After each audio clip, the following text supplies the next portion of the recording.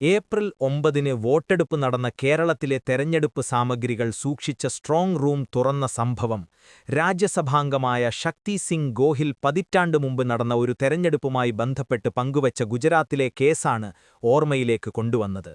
ബഹുഭൂരിഭാഗം രാഷ്ട്രീയ നേതാക്കളും മാധ്യമപ്രവർത്തകരും വോട്ടുയന്ത്രങ്ങളിലെ തിരിമറി സമ്മതിക്കാത്ത കാലം. വോട്ടെടുപ്പ് കഴിഞ്ഞ് വിവിധ പോളിംഗ് ബൂത്തുകളിൽ നിന്നുള്ള വോട്ടുയന്ത്രങ്ങൾ സൂക്ഷിപ്പുകേന്ദ്രങ്ങളിലേക്ക് മാറ്റുന്ന സമയത്ത് അട്ടിമറി നടക്കുന്നുണ്ടോ എന്ന് നിരീക്ഷിക്കാൻ കോൺഗ്രസ് ബൂത്ത് തലത്തിൽ പ്രവർത്തകരെ ഏർപ്പാടാക്കിയ തെരഞ്ഞെടുപ്പായിരുന്നു അത്. അതിൽ 3 ഡസനോളം ബൂത്തുകളിലെ വോട്ടുയന്ത്രങ്ങളിലെ തിരിമറി സംബന്ധിച്ച് ഗുജറാത്ത് ഹൈക്കോടതിക്ക് മുമ്പാകെ ഫയൽ ചെയ്തതായിരുന്നു കേസ്. വോട്ടുയന്ത്രങ്ങൾ മാറ്റുന്ന തന്ത്രങ്ങൾ.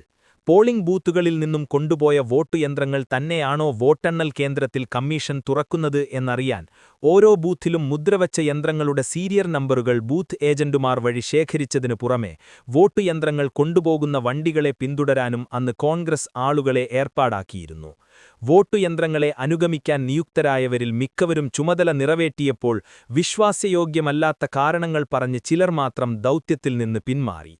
പിന്നീട് വോട്ടെണ്ണൽ കേന്ദ്രങ്ങളിൽ വോട്ടുയന്ത്രങ്ങൾ തുറന്നപ്പോൾ 3 ഡസനോളം ബൂത്തുകളിലെ വോട്ടുയന്ത്രങ്ങളിലെ സീരിയൽ നമ്പറുകൾ വോട്ടെടുപ്പ് ദിവസം ആ ബൂത്തുകളിൽ നിന്ന് രേഖപ്പെടുത്തിയ നമ്പറുകളല്ല, അവ മാറിയിരിക്കുന്നു. ചോദ്യം ചെയ്തപ്പോൾ ഉദ്യോഗസ്ഥർക്ക് മറുപടിയില്ല. വോട്ടെണ്ണൽ നിർത്തിവെക്കാൻ ആവശ്യപ്പെട്ടുവെങ്കിലും അത് കേൾക്കാതെ ഉദ്യോഗസ്ഥർ മുന്നോട്ടുപോയി ഫലം പ്രഖ്യാപിക്കുകയും ചെയ്തു.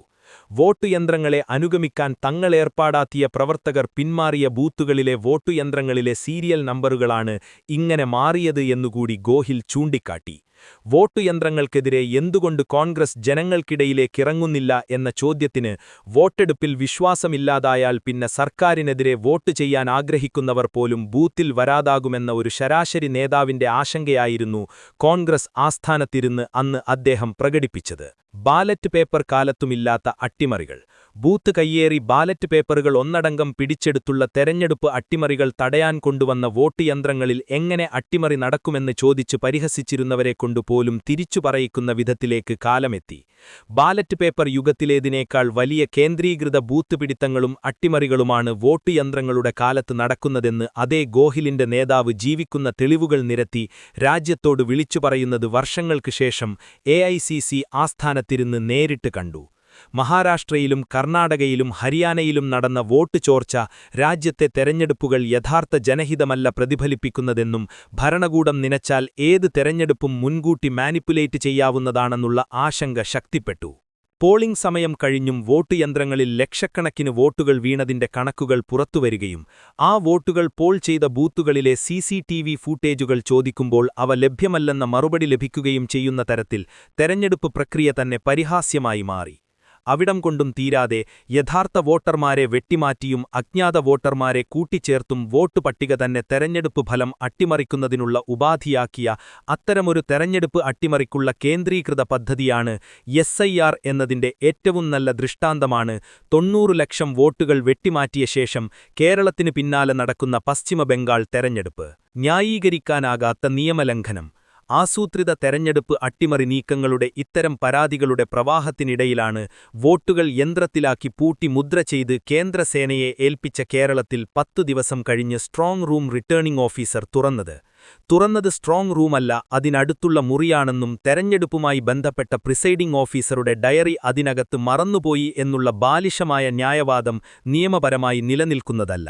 വോട്ടുയന്ത്രങ്ങളും വിവിപാറ്റുകളും മറ്റു തെരഞ്ഞെടുപ്പ് സാമഗ്രികളെല്ലാം സൂക്ഷിച്ച മുദ്രവെച്ച മുറികളുള്ള കെട്ടിടത്തിന്റെ പരിസരത്തേക്ക് പോലും ഒരാളും അടുക്കാതിരിക്കാനാണ് CCTV സ്ഥാപിച്ച് കേന്ദ്രസേനയെ വിന്യസിച്ചിരിക്കുന്നത്. അതുകൊണ്ടാണ് പേരാമ്പ്രക്ക് പിന്നാലെ ഡയറി മറന്നുവെന്ന് പറഞ്ഞ് പാലക്കാട്ടെ നെന്മ മണ്ഡലത്തിന്റെ സ്ട്രോങ് റൂം തുറക്കാനുള്ള നീക്കമെന്ന് വാർത്ത വന്നപ്പോഴേക്കും മുഖ്യ തെരഞ്ഞെടുപ്പ് ഓഫീസർക്ക് വിലക്കേണ്ടി വന്നതും. തുറന്ന മുറിക്കകത്ത് നടന്ന ഒത്തുനോട്ടൽ കലക്ടറും റിട്ടേണിംഗ് ഓഫീസറും നൽകിയ മറുപടിയോടെ തൃപ്തിപ്പെടാവുന്നതിനപ്പുറത്താണ് കാര്യങ്ങളെന്ന് സംഭവസ്ഥലത്തെത്തിയ UDF സ്ഥാനാർത്ഥി ഫാത്തിമ തലിഹിയ അതിനകത്ത് കണ്ട കാഴ്ചകളിൽ നിന്ന് വ്യക്തം. തലിഹിയ കടന്നു ചെല്ലുമ്പോൾ വോട്ട് യന്ത്രങ്ങൾ സൂക്ഷിച്ച മുറിയുടെ നേരെ മുകളിലുള്ള പേരാമ്പ്രയുടെ സ്ട്രോങ് റൂം എന്ന് തന്നെ എഴുതിവച്ചിരിക്കുന്ന മുറിയിൽ ഒരു ബെഞ്ചിലിരുന്ന് ലാപ്ടോപ്പ് തുറന്ന് റിട്ടേണിംഗ് ഓഫീസർ അടക്കം 7ഓളം ജീവനക്കാർ പേരാമ്പ്രയിലെ ഓരോ ബൂത്തിലെയും പുരുഷ വനിതാ പ്രവാസി വോട്ടുകളുടെ കണക്ക് കമ്മീഷന്റെ കോർ ഡാറ്റയുമായി ഒത്തുനോക്കുകയാണ്. പോളിംഗ് ദിവസം ഈ കണക്കെല്ലാം കൂട്ടി വോട്ട് യന്ത്രങ്ങൾ മുദ്രവെച്ച് സൂക്ഷിക്കുന്നിടത്ത് 11 ദിവസം കഴിഞ്ഞു വന്ന് ഇത്തരമൊരു ഒത്തുനോക്കൽ എന്തിനാണെന്ന് ചോദിച്ചപ്പോൾ കമ്മീഷൻ നൽകിയ ഉത്തരവ് ജീവനക്കാർ കാണിച്ചുകൊടുത്തു. എല്ലാ റിട്ടേണിംഗ് ഓഫീസർമാർക്കും ഇങ്ങനെ ഒത്തുനോക്കാൻ നിർദ്ദേശമുണ്ടായിട്ടും എന്തുകൊണ്ട് പേരാമ്പ്രയുടെ സ്ട്രോങ് റൂം മാത്രം തുറന്നുവെന്ന് ചോദിച്ചപ്പോൾ പ്രിസൈഡിംഗ് ഓഫീസറുടെ ഡയറി ഇതിനകത്ത് വെച്ച് മറന്നുപോയി എന്നും മറ്റു മണ്ഡലങ്ങളുടെ കാര്യത്തിൽ അതില്ലെന്നും പ്രതികരണമുണ്ടായിട്ടും തലിഹിയയുടെ ചോദ്യങ്ങൾക്ക് ഉദ്യോഗസ്ഥർ നൽകിയ മറുപടികളാണ് സംഭവത്തിന്റെ ഗൗരവം ഏറ്റുന്നത്. വോട്ടെണ്ണും മുമ്പൊരു ഒത്തുനോക്കൽ എന്തിന്? പ്രചാരണത്തിനു പോലും മതിയായ സമയം നൽകാതെ തിരക്കിട്ട് നടത്തിയ ഒരു തെരഞ്ഞെടുപ്പിന്റെ ബൂത്ത് തിരിച്ചുള്ള വോട്ട് കണക്ക് 11 ദിവസം കഴിഞ്ഞ ശേഷം കമ്മീഷൻ ഒത്തുനോക്കുന്നത് എന്തിനാണെന്നതാണ് അതിൽ സുപ്രധാനമായ ചോദ്യം. വോട്ടെടുപ്പ് കഴിഞ്ഞ് വോട്ട് യന്ത്രങ്ങൾ അടച്ചുപൂട്ടി മുദ്രവെച്ച് അതിന്റെ കണക്ക് നൽകുന്നതോടെ പോളിംഗ് പ്രക്രിയ അവസാനിച്ചാൽ വോട്ടെണ്ണുമ്പോഴാണ് പിന്നീട് ഒത്തുനോക്കാറുള്ളത്. പോളിംഗ് കഴിഞ്ഞ് 2 ദിവസത്തിനകം വോട്ടെണ്ണിയിരുന്നുവെങ്കിൽ ഇത്തരമൊരു ഒത്തുനോക്കലിന് കഴിയില്ലല്ലോ. ഇതെല്ലാം വോട്ടെണ്ണലിനു വേണ്ടിയാണോ എന്ന് തലിഹിയ ചോദിച്ചപ്പോൾ ആണെന്നും അല്ലെന്നും ഒരേ സമയം 2 ഉദ്യോഗസ്ഥർ നൽകിയ മറുപടി സംശയങ്ങളേറ്റുന്നതാണ്. പോൾ ചെയ്ത വോട്ടുകളുടെ കണക്ക് പുറത്തുവിടാൻ വൈകിയതും ഒടുവിൽ വലിയ ബഹളമായതോടെ പുറത്തുവിട്ടതും അങ്ങനെ പറഞ്ഞ കണക്കുകൾ തന്നെ വീണ്ടും മാറാമെന്ന് കമ്മീഷൻ ജാമ്യമെടുത്തതുമെല്ലാം ഇതിനോട് ചേർത്ത് വായിക്കണം.